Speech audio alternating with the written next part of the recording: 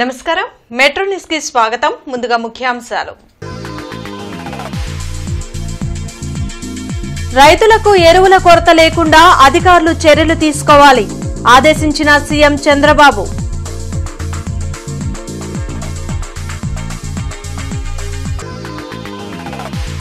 అన్నదాతలపై వైసీపీది ముసలి కన్నీరే వ్యవసాయం ఇరిగేషన్ పై చర్చకు వైసీపీ సిద్ధమా మంత్రి పార్థసారథి సవాల్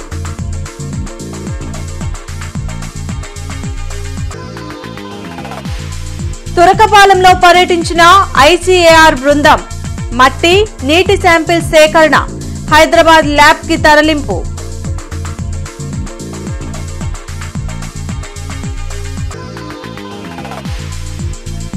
నగరంలో హోల్సేల్ కూరగాయల మార్కెట్ ఏర్పాటుకి దరఖాస్తు చేయకుండానే తప్పుడు ప్రచారం మండిపడ్డ కమిషనర్ పులి శ్రీనివాసులు రైతులకు ఎక్కడా యూరియా సమస్య లేకుండా చూడాలని అధికారులను సీఎం చంద్రబాబు ఆదేశించారు. యూరియా సరఫరా, ఉల్లి కొనుగోళ్లు, తురకపాలెంలో ఆరోగ్య పరిస్థితులపై సచివాలయంలోని ఆర్టీజీఎస్లో సీఎం సమీక్షించారు. సీఎస్ విజయానంద్తో పాటు వ్యవసాయ, వైద్య, ఆరోగ్య, ఐటీ శాఖ అధికారులు పాల్గొన్నారు. వచ్చే రబీ సీజన్కు ఇప్పటి నుంచే యూరియా సరఫరా ప్రణాళికను సిద్ధం చేయాలని ఆయన ఆదేశించారు. తురకపాలెంలో అకాల మరణాలపై ల్యాబ్ టెస్టులు కొనసాగుతున్నాయి. ఐసీఏఆర్ బృందం గ్రామంలో పర్యటించింది. మట్టి, నీటి నమూనాలను ఐసీఏఆర్ బృందం సేకరించింది. హైదరాబాద్లో వీటిని పరీక్షించి రిపోర్టును ప్రభుత్వానికి అందించనున్నారు. మట్టిలో ఏదైనా మానవునికి హాని చేసే బ్యాక్టీరియా ఉంటే ల్యాబ్ రిపోర్ట్ రాగానే వాటిని నియంత్రించేందుకు చర్యలు తీసుకోవచ్చని శాస్త్రవేత్తలు తెలిపారు. మరోవైపు గుంటూరు ప్రభుత్వాసుపత్రిలో చికిత్స పొందుతున్న తురకపాలెంకి చెందిన వ్యక్తికి మెలియాయి డోసిస్ పాజిటివ్గా తేలింది.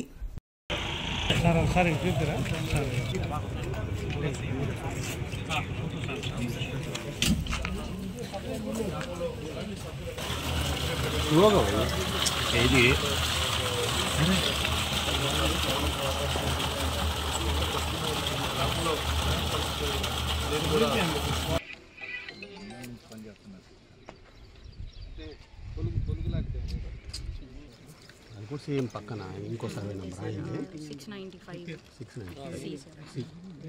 అన్నదాతలపై వైసీపీది ముసలి కన్నీరని మంత్రి పార్థసారథి మండిపడ్డారు.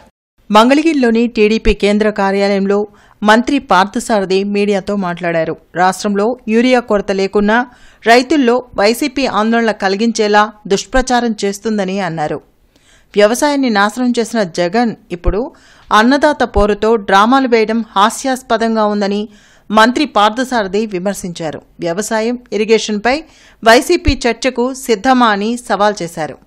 యూరియా మీరు 5 సంవత్సరాలు పరిపాలన చేశారు, మీరు ఎన్ని టన్నులు తీసుకొచ్చారని చెప్పేసి నేను అడుగుతా ఉన్నా. నేను అదే అప్పుడు ఎంత ఆయకట్టు ఉందో ఇప్పుడు కూడా అంతే ఆయకట్టు ఉంది, కొంత పెరిగే ఉంటుంది. ఎందుకంటే కొన్ని హంద్రీనివా లాంటి ప్రాజెక్టులు, ఏదైతే ఇరిగేషన్ ప్రాజెక్టులు, డ్రింకింగ్ వాటర్ ప్రాజెక్ట్ ఉందో, మీరు రాయలసీమ బిడ్డ అయ్యిండి కూడా కనీసం రాయలసీమ ప్రజల మీద కూడా ప్రేమ లేకోకుండా కనీసం ₹1 కూడా మీరు ఖర్చు పెట్టిన విషయం వాస్తవం కాదా అని చెప్పేసి అడుగుతామని నేను.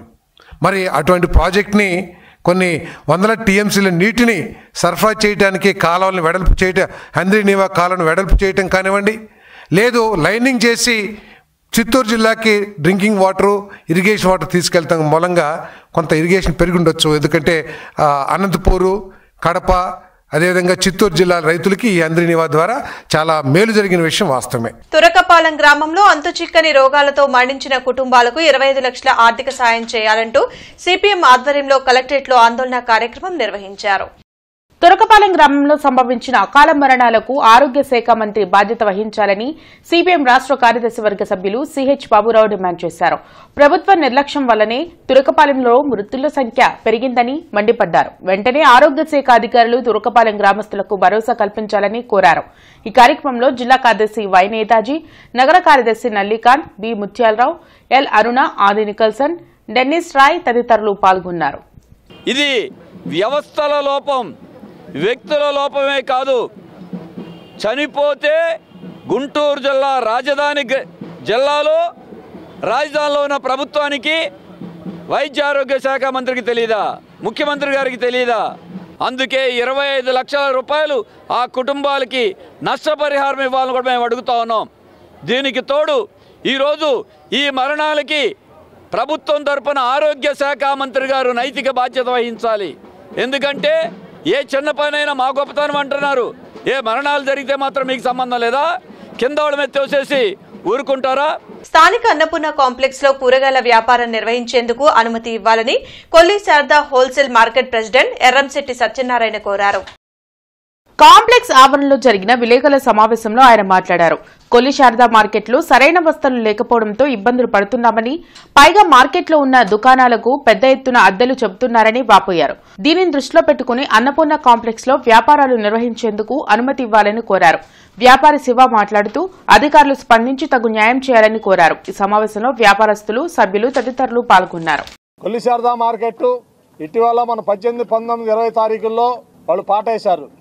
మాకు అంతకుముందు 17,800 రూపాయల అద్దెలుంటే వాళ్ళు పాటేస్తే ఎవరో కొత్త వాళ్ళు వచ్చి 50,000 నుంచి ఒక్కో షాపు 1,38,000 రూపాయలకి పాట పాడుకున్నారు నెలకి అద్దె. కానీ అవి కట్టడం కూడా ఎట్లా, 1 సంవత్సరానికి అడ్వాన్స్ కట్టాలి మున్సిపాలిటీకి. కానీ ఈ కాంప్లెక్స్ మాకు అద్దె 9,000 రూపాయలు నెలకి. మీ 9,000 లేదు, 8,000 లేదు.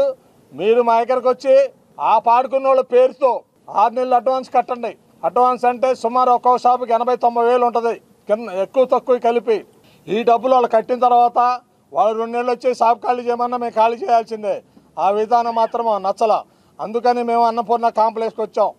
ఇక్కడ మేము వదిలి వెళ్ళాం అనేది మేము తెగేసి చెప్తున్నాం. దీని గురించి మాకందరూ పెద్దలు సహకరించాలి. కార్పొరేషన్ పరిధిలో హోల్సేల్ కూరగాయల మార్కెట్ ఏర్పాటుకు దరఖాస్తు చేయకుండానే అనుమతులు ఇవ్వడం లేదని, అసత్య ప్రచారం చేయడం కరెక్ట్ కాదని కమిషనర్ పులి శ్రీనివాసులు అన్నారు. నగరంలో నిర్దేశిత విధానం ద్వారా మార్కెట్ ఏర్పాటుకు అనుమతి కోరితే వేగంగా ఇవ్వడానికి చర్యలు తీసుకుంటామని కార్పొరేషన్ కమిషనర్ పులి శ్రీనివాసులు తెలిపారు. జీఎంసీ కార్యాలయంలో ఆయన మీడియాతో మాట్లాడారు. కొల్లి శారదా మార్కెట్లో చట్ట ప్రకారం 25 ఏళ్ల కాలపరిమితి ముగిసిన 81 షాపులకు ప్రభుత్వ నిబంధనల మేరకే బహిరంగ వేలం నిర్వహించడం జరిగిందని స్పష్టం చేశారు. సర్వీస్ రోడ్డు బ్లాక్ చేసి అన్నపూర్ణ కాంప్లెక్స్లో రైతులతో కొంతమంది వ్యాపారం చేయించడం చట్ట విరుద్ధమని చెప్పారు.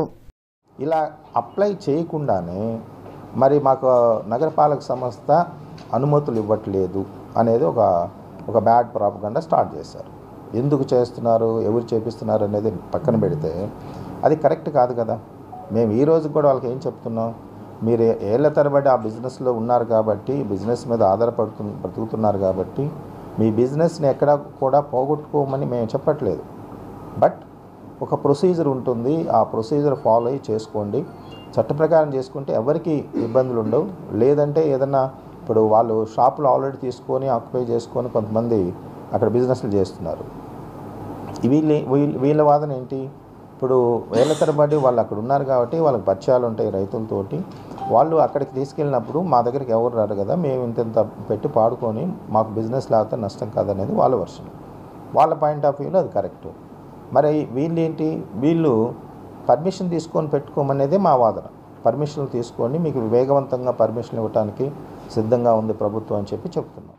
మసీదుల్లో పనిచేసే ఇమాంలకు, మౌజన్లకు గౌరవ వేతనం వెంటనే ఇవ్వాలంటూ వైసీపీ నాయకులు కలెక్టరేట్ ఎదుట ఆందోళన వ్యక్తం చేశారు. గత సీఎం జగన్ మౌజన్లకు 10,000, ఇమాంలకు 5,000 గౌరవ వేతనం ఇచ్చారని నగర అధ్యక్షురాలు నూరీ ఫాతిమా గుర్తు చేశారు. కానీ గత 11 నెలలుగా గౌరవ వేతనం ఇవ్వకుండా కూటమి ప్రభుత్వం ఇబ్బందులు పెడుతుందని మండిపడ్డారు. వెంటనే వారికి 11 నెలల గౌరవ వేతనం ఇవ్వాలని, లేకుంటే రాష్ట్ర వ్యాప్తంగా వైసీపీ ఆధ్వర్యంలో ఆందోళన ఉధృతం చేస్తామని హెచ్చరించారు. ఈ కార్యక్రమంలో ముస్లిం మత పెద్దలు, వైసీపీ నాయకులు పాల్గొన్నారు. జిల్లా ఎస్పీ కార్యాలయంలో ప్రజా సమస్యల పరిష్కార వేదిక కార్యక్రమం జరిగింది.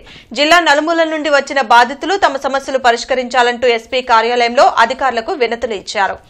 ప్రతి సోమవారం ఎస్పీ కార్యాలయంలో నిర్వహించే ప్రజా సమస్యల పరిష్కార వేదికకు బాధితులు భారీగా తరలివచ్చారు. ఫిర్యాదులను పోలీసు ఉన్నతాధికారులు స్వీకరించారు. ఆయా సమస్యల పరిష్కారంకు తగు చర్యలు తీసుకుంటామని భరోసా కల్పించారు. శ్రీకృష్ణ ఎన్క్లేవ్లోని తమ ఫ్లాట్లను కటారి రాజకుమార్ అనే వ్యక్తి ఆక్రమించుకొని వేధిస్తున్నాడని బాధితులు భారత్పేటకు చెందిన అనుల కుమారి, గార్డెన్స్ కు చెందిన కాళేశావళి ఫిర్యాదు చేశారు. అరండల్పేట పిఎస్ లో ఫిర్యాదు చేశామని, కానీ పోలీసు అధికారులపైన దుష్ప్రచారం చేస్తూ ఇబ్బందులు పెడుతున్నారని ఆవేదన వ్యక్తం చేశారు. తమకు న్యాయం చేసి తమ ఫ్లాట్లను తమకు ఇప్పించాలని విజ్ఞప్తి చేశారు. 2015లో భారతపేట ఫస్ట్ లైన్లో ఒక ఫ్లాట్ అమ్మకానికి ఉందంటే కొనుక్కున్నానండి.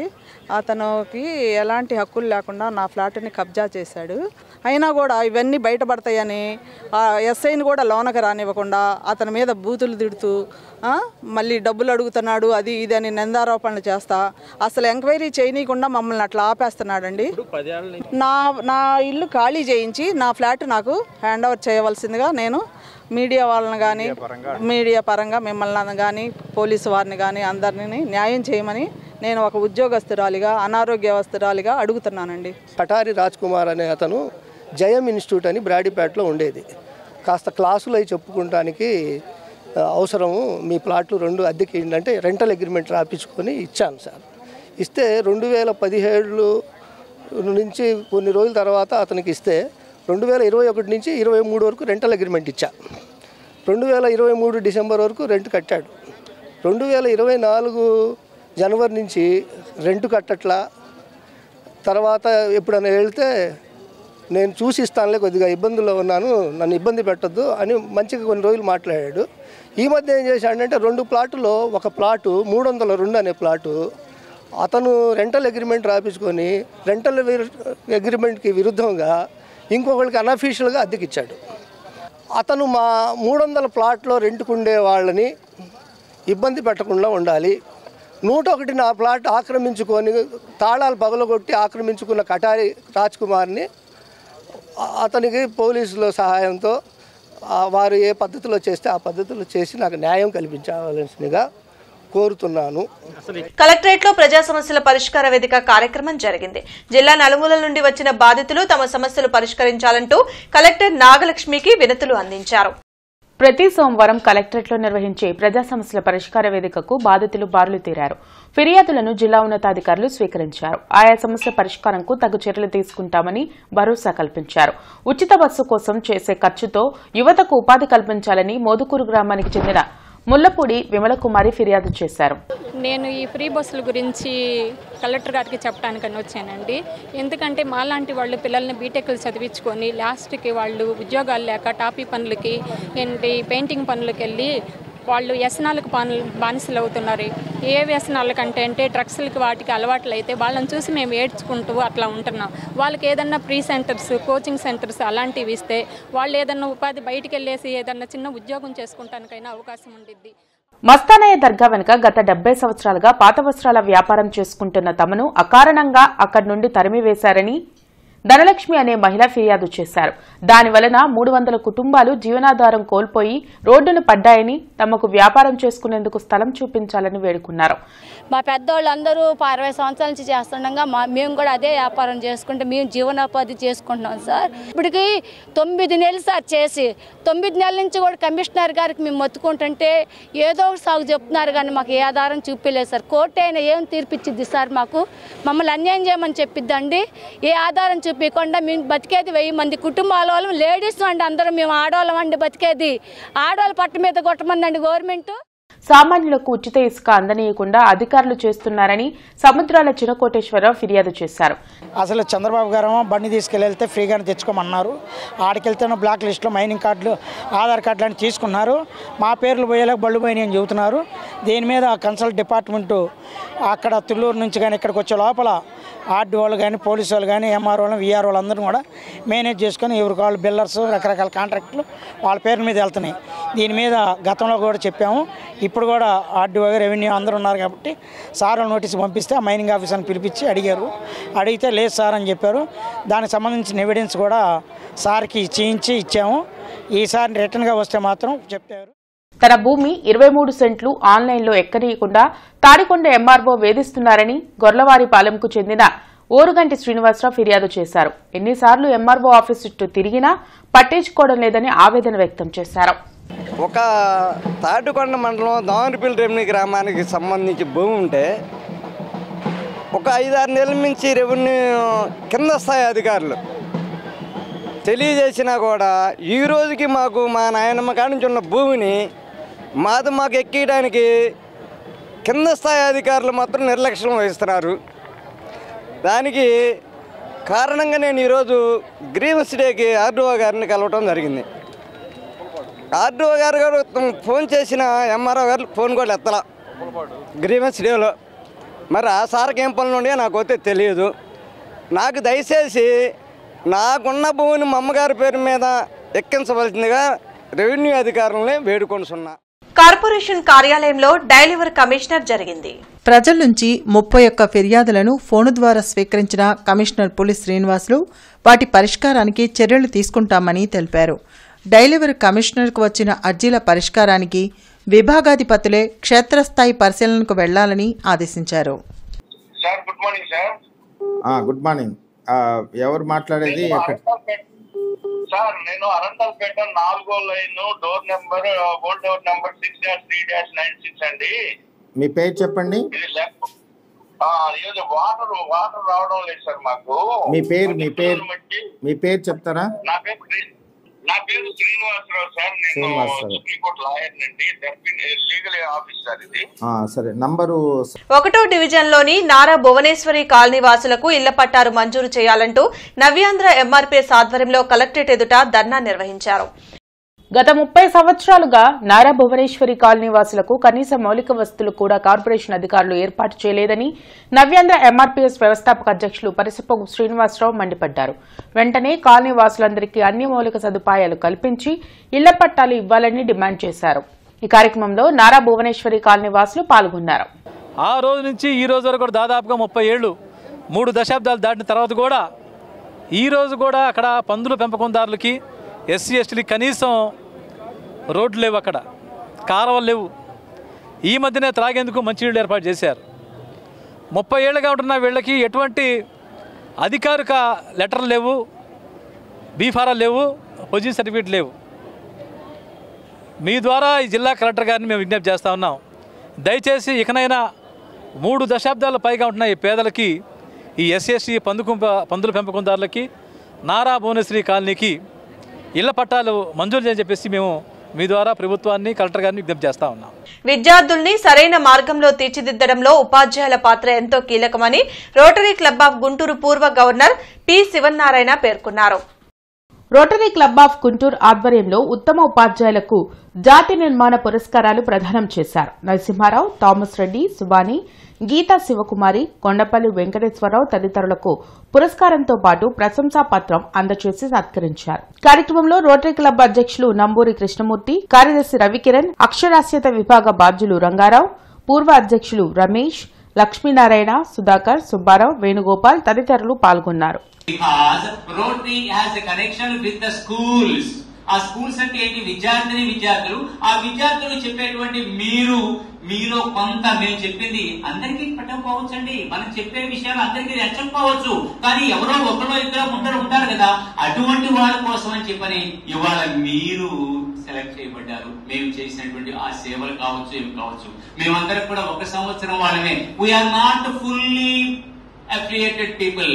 మేమంతా కూడా పార్ట్ టైం వాళ్ళమేనండి. మాకంటూ వృత్తులు ఉన్నాయండి. మాకంటూ మీకు వృత్తి ఉంది. ఏమిటి వృత్తి? టీచర్స్ వృత్తి. మా వృత్తి వేరండి. కానీ ప్రవృత్తి సేవ, ఆ సేవలోని భగవంతుడు ఏదో మాకు అందరికీ కళాకాస్త ₹1,00,000 ఒక ప్రజా ప్రతినిధి 42 కోట్ల విద్యుత్ బకాయిలు పెడితే వసూలు చేయకుండా అధికారులు నిర్లక్ష్యం వహించారని, వారిపై చర్యలు తీసుకోవాలని కలెక్టర్ గ్రీవెన్స్ లో ముస్లిం సేన రాష్ట్ర అధ్యక్షులు సుబాని ఫిర్యాదు చేశారు. ఆ ప్రజాప్రతినిధి విద్యుత్ బకాయిలు చెల్లించకుండా తమ ఆస్తులు విక్రయిస్తున్నారని వెల్లడించారు. దీనికి సహకరిస్తున్న విద్యుత్ అధికారులపై శాఖాపరమైన చర్యలు తీసుకోవాలని కలెక్టర్ నాగలక్ష్మికి వినతి పత్రం ఇచ్చానని చెప్పారు. విద్యుత్ శాఖ ఎస్సీ గారు ఇచ్చిన ప్రకారం ₹47 కోట్ల బకాయి ఉన్నట్టు మాకు ఇచ్చారు, రిపోర్ట్ ఇచ్చారు. ఈ రిపోర్టు ఇవ్వడం జరిగింది. మనకి spinning mill, Shivaparvathi spinning mill phase 1 ₹23 కోట్ల చిల్లర, ఫేజ్ 2 ₹24 కోట్ల చిల్లర, అంటే మొత్తం టోటల్గా ₹47 కోట్ల చిల్లర బకాయి ఉంది. సామాన్యులకి అయితే ఒక 2వ నెలకే కరెంట్ బిల్లు యొక్క చెల్లించకపోతే వాళ్ళు విద్యుత్ ఫీజు కట్ చేస్తారు. అలాంటిది 3 సంవత్సరాల నుంచి ఈ విద్యుత్ బకాయి వసూలు చేయడంలో నిర్లక్ష్యం వహించడం అధికారులకి చర్యలు తీసుకొని శాఖాపరమైన చర్యలు తీసుకుని విధులను తొలగించాలని కోరుతూ ఈరోజు కలెక్టర్ గారి వినతి పత్రం నీయడం వచ్చాం. బులెటిన్ ముగించే ముందు ముఖ్యాంశాలు మరోసారి. రైతులకు ఎరువుల కొరత లేకుండా అధికారులు చర్యలు తీసుకోవాలి ఆదేశించిన సీఎం చంద్రబాబు.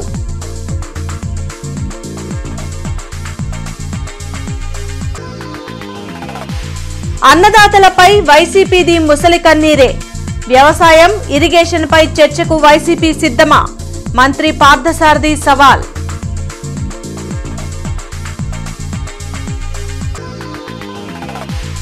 తురకపాలెంలో పర్యటించిన ఐసీఏఆర్ బృందం. మట్టి, నీటి శాంపిల్ సేకరణ, హైదరాబాద్ ల్యాబ్ కి తరలింపు.